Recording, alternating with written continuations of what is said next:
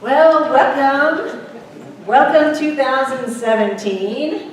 Happy New Year. Happy New Year. Amazingly awesome things are in store for you. How about turning to somebody sitting close by you and telling them, amazingly awesome things are in store for you.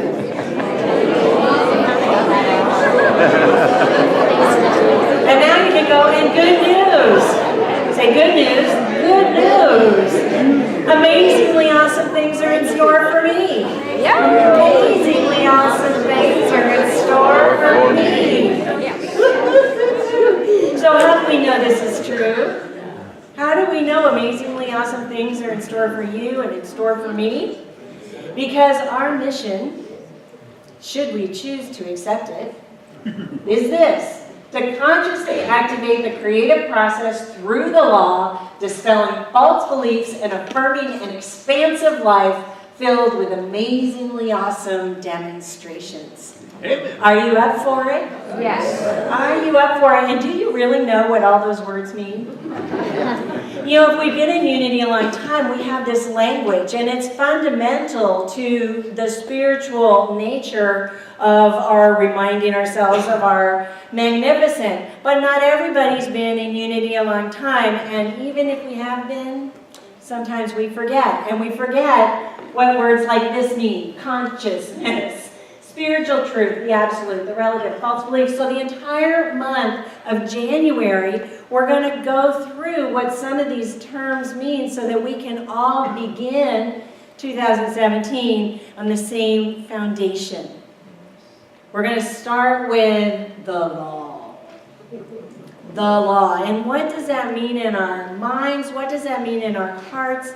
And what does that mean in our bodies?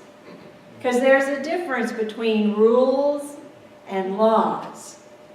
For a rebel like me, and maybe a rebel like you, you may know that rules are meant to be broken. Think about traffic rules. There's a speed limit. Where I grew up, it was a standard practice to go at least 5, if not 10 miles over the speed limit. I don't suggest that in Wilmington. I talked to somebody this morning who's going to school. Well, but it's a rule, right? It's just a rule. There are other kinds of rules. There are politeness rules, like you don't cut in line, but except that some of us cut in line. We break those rules all the time. We go, I didn't know my friends would be here. Look, they're way up there in line. I'll just go stand next to them and talk to them, and pretty soon we've cut in line and we've broken politeness rules. There's the golden rule, and we don't really like to break the golden rule, but sometimes we break the golden rule because sometimes in our human nature, in our caught upness of wanting and desiring certain things or feeling certain things, we get so scared that we lie. And we don't really want anybody lying to us, but we lie to somebody. Or sometimes we get so mad, we're just so mad that we yell. And we really don't want anybody yelling at us, but it's a rule that gets broken.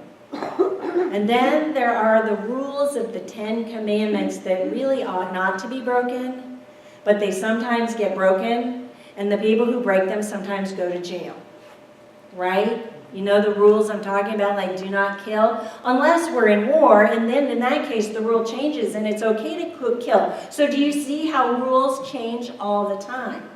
Rules can be broken, but laws, on the other hand, are totally different. Laws are immutable. Laws are universal to everyone, and they cannot be broken. There are laws in physics. Physics, it's the law. There are laws about thermodynamics. There's Ohm's law that talks about conductivity, and there's the law of gravity.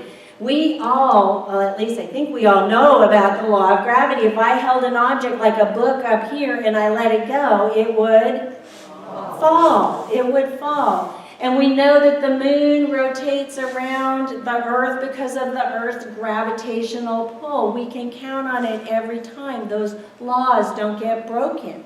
And then there are spiritual laws. Like, just name some. Just name some spiritual laws.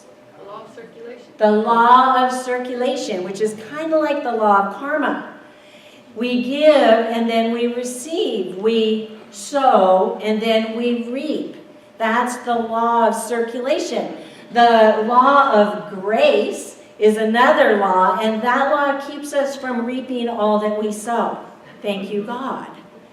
Especially when I was younger. Thank you, God, for not having me reap everything that I sowed. That's the law of grace. I love the law of grace. And the one I talk about all the time is the law of mind action. It's mind, idea, expression. It's thoughts, words, deeds. It's putting that creative process into practice. It's engaging the creative process, which is actually going on all the time. The creative process is how we consciously and unconsciously apply the law. Technically, in Unity, the creative process is a 7-step process, and we teach SEE classes about it that takes 7 weeks. We begin with an idea, but don't we always begin with an idea? Like, my kids, I'd be like, what were you thinking? I learned that from my mother. She would say, what were you thinking? And I was like, well, I had this idea. We always begin with the idea, but when we consciously apply faith and then imagination and will and understanding and wisdom and discernment, and then we actually apply action and release it, that's the creative process. And it's going on whether we're conscious about it or whether we're not conscious about it. The creative process and the law are working together all the time, whether we see it or not. They're working together all the time. Thinking about my kids, I'm reminded of the story about the mother who always told her son, make sure you wash those icky germs off before you come to dinner. And so the kid would go off and he'd wash his hands, and then he'd get to the table and the mother would say, now make sure we thank God for our food. And one night that little boy came to the table and he was really upset. He said, Mom, just like my kids used to do, Mom, you keep talking about God and germs, and I've never seen either one of them. But that's how the law and the creative process are. We don't see it with our eyes, but it's always working. We direct the creative process with our thinking. You've heard me say many times, what we think about, we bring about. What we think about, we bring about. We direct the creative process with our thinking. So let's say together, what we think about, we bring about. Let's get it really deep in our bones. What we think about, we bring about. Good and bad. Yes, that brings us to the next part. You knew that, right? The creative process is not discriminatory. It doesn't discriminate between beliefs we have that are based in spiritual truth or in the relative. Spiritual truth is where the absolute realm of infinite potential is. Spiritual truth is when we always say truth with a capital T. It's like saying love with a capital L, or joy with a capital J, or health with a capital H. That's the absolute. That's the realm of pure potential. Or our thoughts and beliefs could actually be false. They could be based in the relative realm. They could be interpreted or misinterpreted. They could be adopted, or they could be taught. We could be taught something that is actually not spiritual truth. In fact, my whole life, I've been an aficionado of Broadway musicals. One of my favorite musicals is South Pacific. And South Pacific is a magnificent story, not only because it's a romance where in the end true love wins out. It's a poignant display of the understanding that when we let go of our limiting beliefs, only then can true love unfold. The young serviceman who recognizes that he has a deep-seated prejudice, he recognizes this and he sings a song. He says, you have to be carefully taught to hate when you're 6, 7, or 8. You have to be carefully taught. And that's how some of our false beliefs are. They're taught to us from the outside. We didn't have that idea on our own, but we adopted it. We interpreted it. I'm so grateful for spiritual community. I am so grateful for Unity of Wilmington, where we can come on a regular basis and get invited into that remembrance of expansive spiritual truth, that remembrance of our magnificence, that remembrance of our greatness. We can be invited here Sunday after Sunday after Sunday. If you take classes, class after class after class, if you come to meditation or Oasis, every week, every time you come into this community, we get invited back into a reminder of our spiritual truth, about our divine inheritance, about who and what we are. And how do we know? How do we know who and what we are? Resonance. We feel it. If we're a feeler, we feel it. If we're a thinker, we ponder on it and we recognize a resonance. If we're one of those people who really understands the wisdom of our body, we do muscle testing. That's how we know it's spiritually true. If we're one of those people who sees energy, we can see if something is light or something is dark. We can see if it has a color.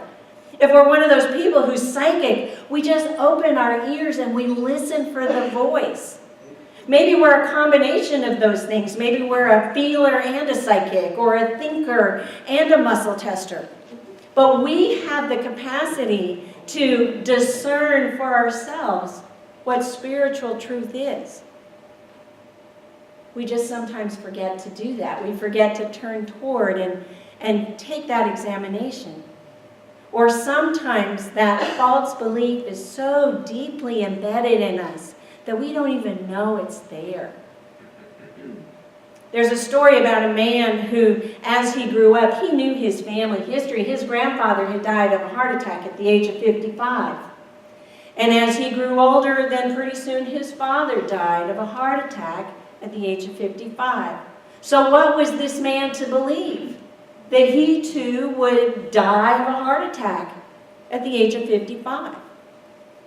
And sure enough, he did. He died, they had the funeral, and after the funeral they had a gathering, and the man's wife was there, and the man's mother was there, and the man's mother overheard the man's wife talking to a group of friends, and she was saying, "We expected this. We understand. We understand his family history, and he was fully prepared to die at the age of 55. He took care of everything." And the mother was just aghast with shock and disbelief. And she finally stammered out. She said, I should have told him. I should have told him. I'm so sorry. He was adopted. He was adopted. But he knew, because his grandfather had died and his father had died, that he would die, and he died. He died. Because that's what he believed. We are so powerful. We are so powerful. The creative process is always working in all ways. The current research that's coming up, particularly by Bruce Lipton, is that no matter what our genes are predisposed to do, so if you're not adopted, and your mother had breast cancer and your grandmother had breast cancer, you do not have to get breast cancer. Because no matter what our genes are predisposed to do, we can change their composition with our thinking. With our thinking. And do you know what Bruce Lipton just came out with? There is no cancer gene. There is no cancer gene. I think that's pretty revolutionary. I think that's going to just about rock our world. That is a spiritual truth with a capital T. Unity's been talking about this for a long time. Over 100 years ago, our co-founder wrote this: "Man is the builder, and to him are given all the materials out of which to construct the temple in which he dwells. He builds in wisdom or in ignorance, according to his obedience. his receptivity to the sphere of intelligence within him. And I think these 4 words are the key to the kingdom of heaven. According to our obedience. Are we a slave to false beliefs? Are we wanting to obey those misinterpreted, adopted, or false beliefs that we were taught growing up, or even as adults? Do we want to be in obedience to them, or do we want to be free in spiritual truth with a capital T? Do we want to take on love with a capital L? Do we want to express and exude joy with a capital J? And do we want to be health? Not healthy, but do we want to be health?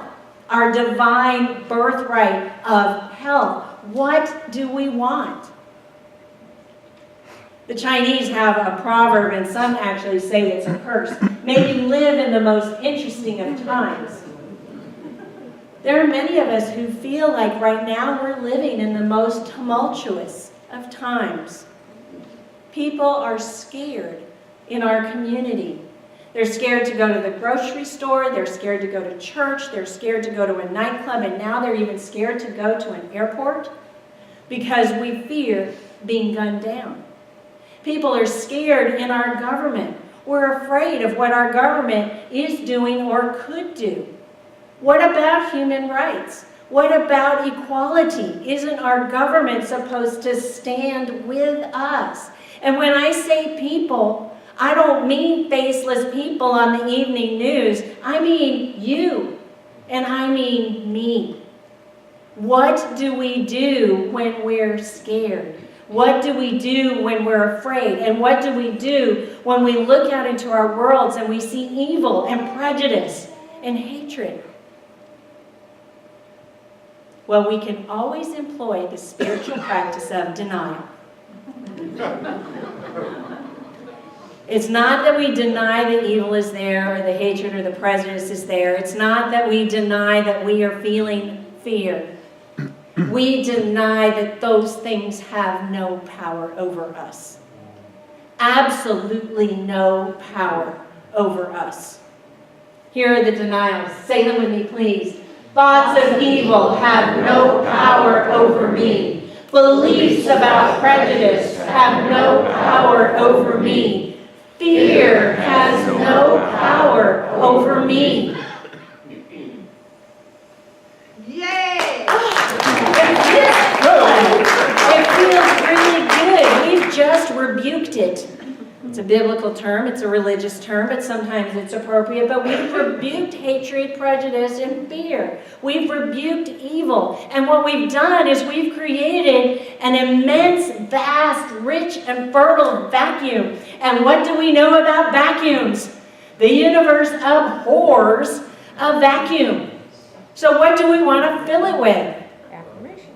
Affirmations. What kind of affirmations do we want to make? Love. Love. I am love. Say it. I am love. What else?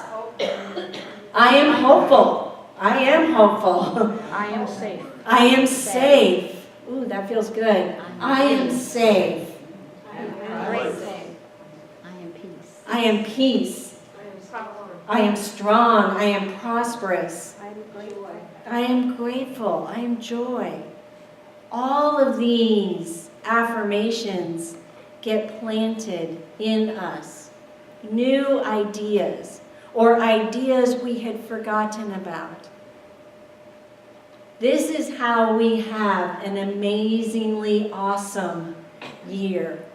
This is how we have demonstrations, experiences that are amazingly awesome. But they begin by tuning in, by going to that light. Let's sing about lead me to the light as we come into a time of meditation.